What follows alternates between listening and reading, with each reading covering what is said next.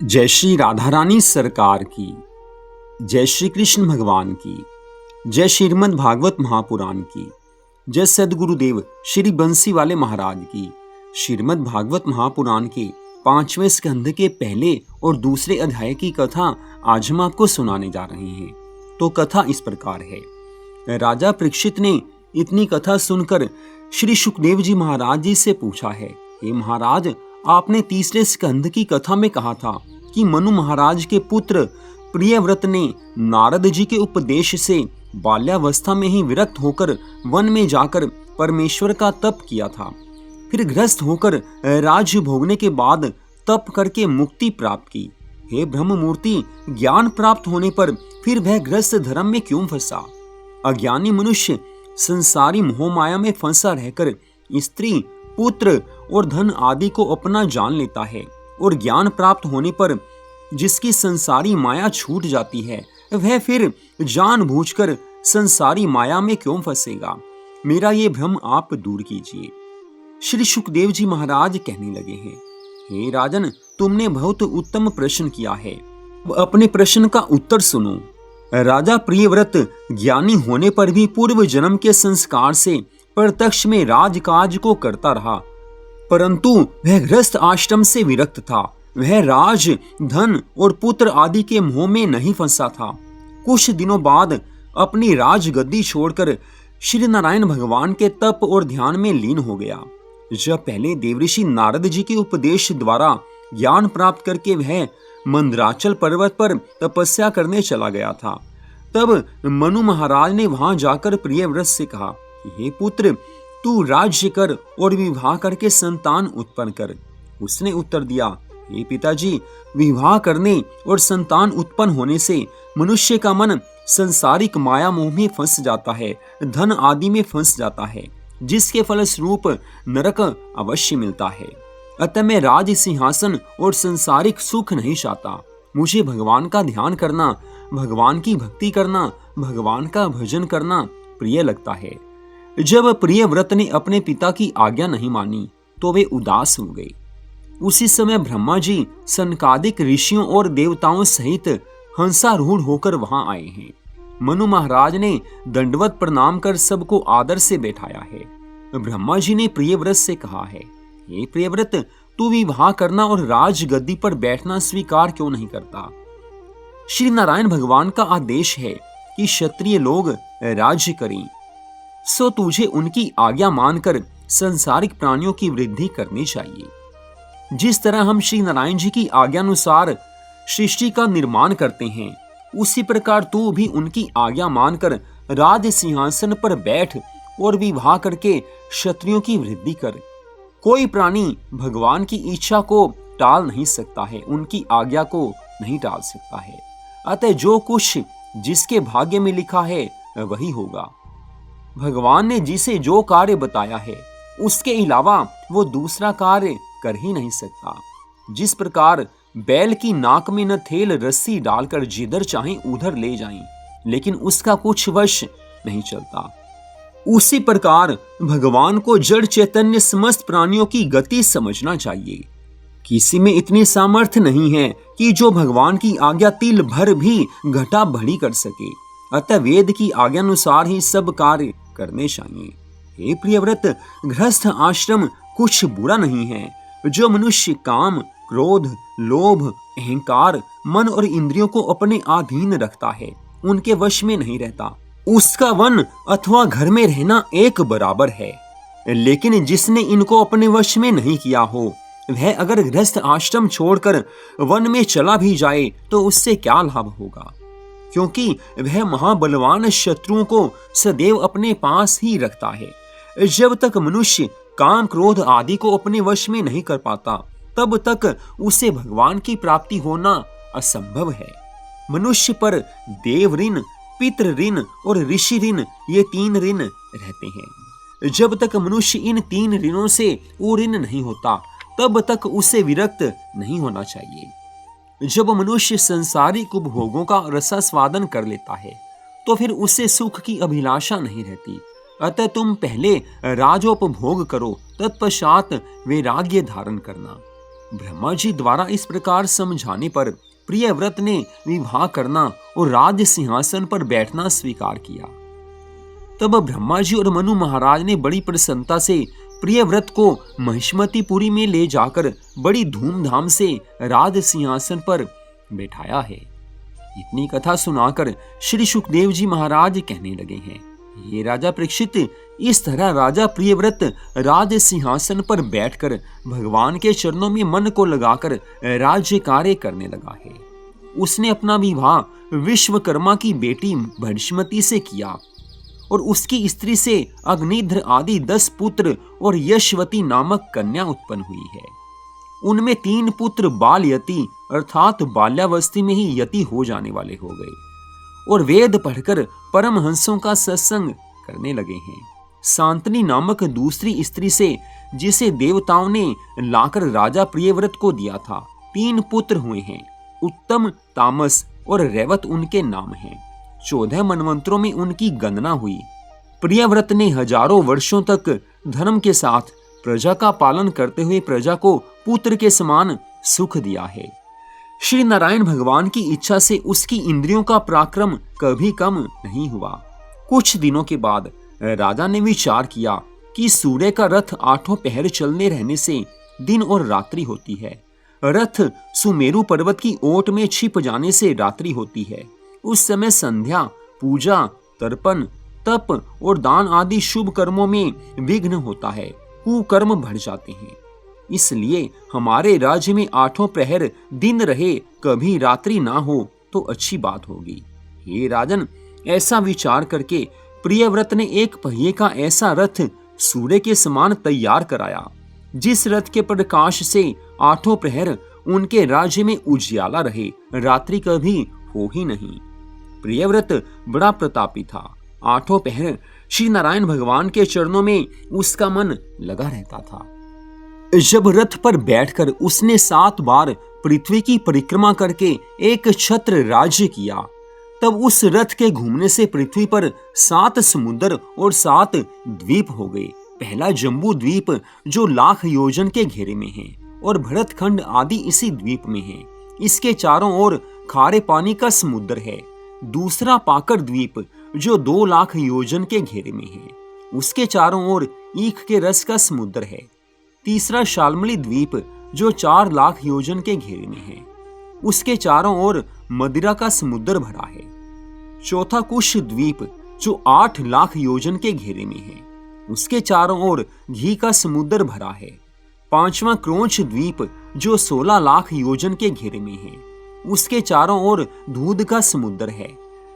6ठा शाक द्वीप जो 32 लाख योजन के घेरे में है, उसके चारों ओर मट्ठे अर्थात छाछ का समुद्र भरा है।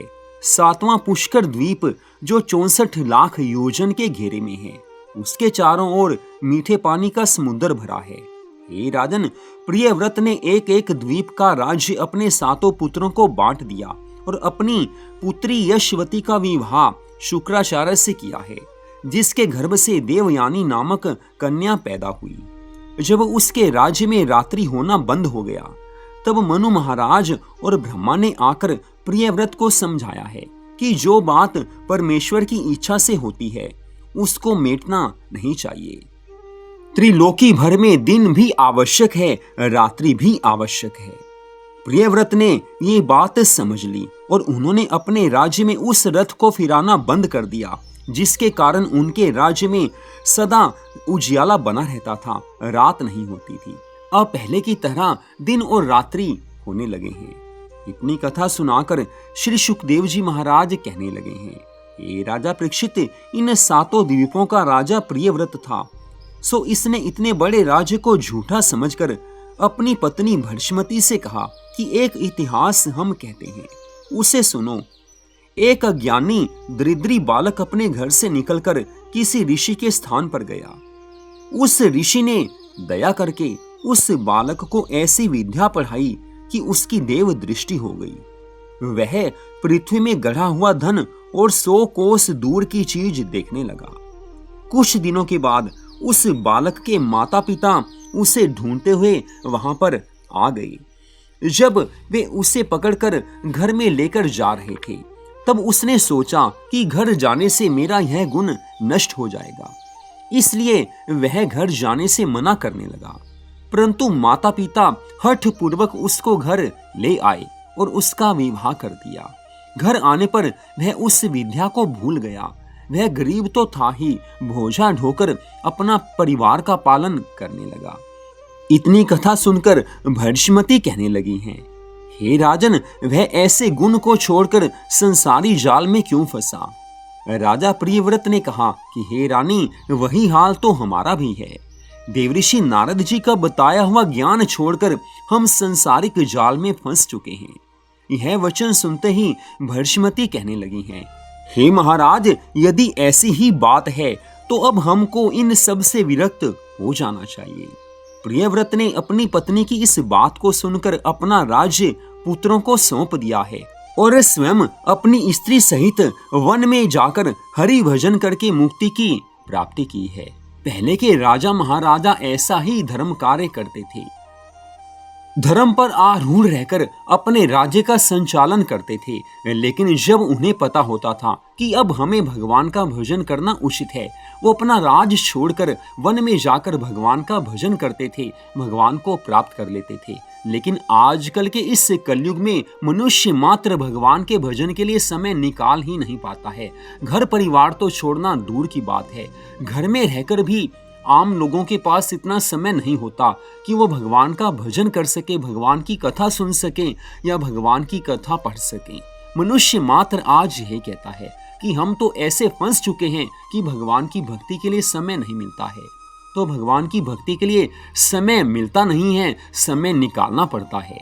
जैसे धन कमाने के लिए मनुष्य 24 घंटे लगा रहता है, ठीक वैसे ही जिसे भगवान से प्रेम है वो भगवान से प्रेम करने के लिए, भगवान की प्राप्ति के लिए समय अवश्य निकाल ही लेता है। धन प्राप्ति कैसे करनी है किसी को सिखाना नहीं पड़ता, लेकिन भगवान की भक्ति कैसे करनी है ये सीख कर भी मनुष्य भगवान का भजन करना नहीं चाहता है।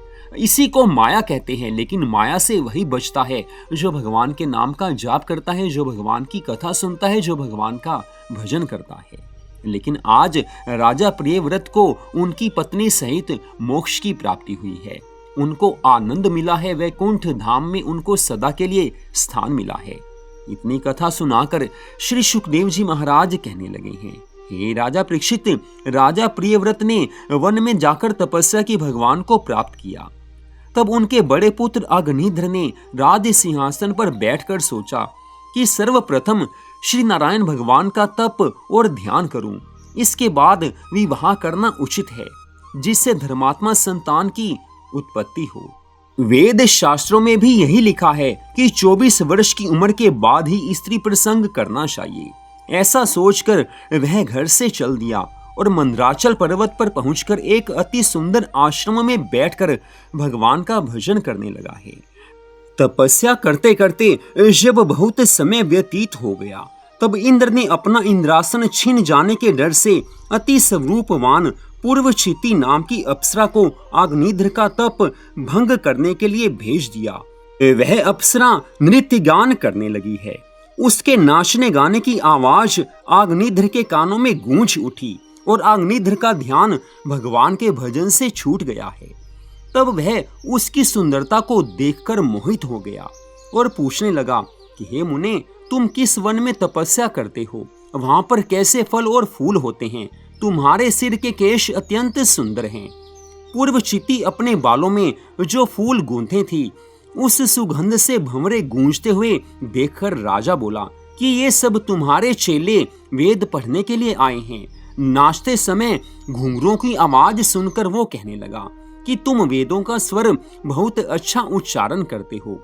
शरीर में अगर और चंदन आदि की सुगंध लगे देख वह कहने लगा कि तुम्हारे तपोवन में नदी की मिट्टी इसी तरह की होती है जिसे तुम अंगों में लगाए हो और जिसकी सुगंध से मेरा आश्रम भर गया है। उस वन में क्या इसी रूप के सब ऋषि मुनि रहते हैं? मुझे तुम्हारा आश्रम देखने की इच्छा है, कृपा करके मुझे दिखला दो। मेरी समझ में तुम श्री नारायण भगवान की माया हो जो यहाँ आकर अपने नयनों के बाण चलाकर मेरा शिकार करना चाहती हो, मुझे अपने में लगाना चाहती हो। ईश्वर की कृपा से ही मुझे तुम्हारा दर्शन प्राप्त हुआ है। आज राजा के इन मनमोहक वचनों को सुनकर पूर्वचित्ती अप्सरा समझ गई कि राजा अब मेरे ऊपर मोहित हो गया है। देवराज इंद्र ने जिस कार्य के लिए मुझे यहाँ भेजा था वो कार्य तो हो ही चुका है। फिर वह अप्सरा मुस्कुराकर कहने लगी, हे राजन, हमारे तपोवन में इसी रूप के सब ऋषि मुनि रहते हैं। वहां ऐसे ऐसे कंद मूल और फल होते हैं जिनके खाने से मनुष्य सदा नौजवान, रूपवान और कोमल बना रहता है। जब तुम अपने राज सिंहासन पर चलकर कुछ दिन मेरे साथ रहो तब अपना आश्रम तुम्हें दिखावें। आज पूर्वचित्ती अप्सरा के इन वचनों को सुनते ही राजा का मन परमेश्वर के ध्यान से हट गया है। भगवान के भजन को त्याग कर राजा उस अप्सरा के साथ राज मंदिर को चले आए और उसके साथ विवाह करके 10,000 वर्षों तक भोग विलास और राजकाज धर्म पूर्वक करते रहे हैं। राजा के नाभि और इलाव्रत आदि 9 पुत्र पूर्वचित्ती अप्सरा के गर्भ से पैदा हुए और पैदा होते ही अपनी माता के आशीर्वाद से तरुण, तेजवान और बलवान हो गई। पूर्वचित्ती उनका विवाह करके इंद्रलोक को चली गई और राजा ने जम्बू द्वीप के 9 भाग करके एक एक भाग, जिसे नवखंड कहते हैं, अपने 9 पुत्रों को सौंप दिए हैं। फिर वे वन में जाकर भगवान का भजन करने लगे हैं, तपस्या में लीन हुए हैं। वन में भी राजा को पूर्वचित्ती अप्सरा के वियोग में बड़ा शोक था। उसी कारण अपने शरीर को त्याग कर गंधर्व शरीर प्राप्त करके वह उससे जाकर मिल गए थे। तो यहीं पर आज की इस परम सुंदर कथा का विश्राम होता है। अगले भाग में आप इससे आगे की कथा को सुन पाएंगे। जय श्री राधा रानी सरकार की, जय श्री कृष्ण भगवान की, जय श्रीमद् भागवत महापुराण की, जय सद्गुरुदेव श्री बंसी वाले महाराज की। जय जय श्री राधे, जय जय श्री राधे, जय जय श्री राधे श्याम।